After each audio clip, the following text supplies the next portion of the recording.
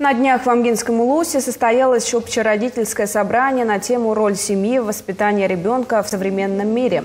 Модераторами выступили педагог школы АИК Игата, журналист, этнопедагог, кандидат филологических наук Анатолий Павлов-Добыл и доцент кафедры культурологии СВФУ, кандидат педагогических наук, профессор Галина Семенова-Попова-Саная. На повестке были обсуждены несколько вопросов. По итогам мероприятия участники приняли резолюцию, которая в дальнейшем должна стать путеводителем в вопросах всестороннего воспитания ребенка. Сейчас настало время создания среды саморазвития детей. Называется. Ага.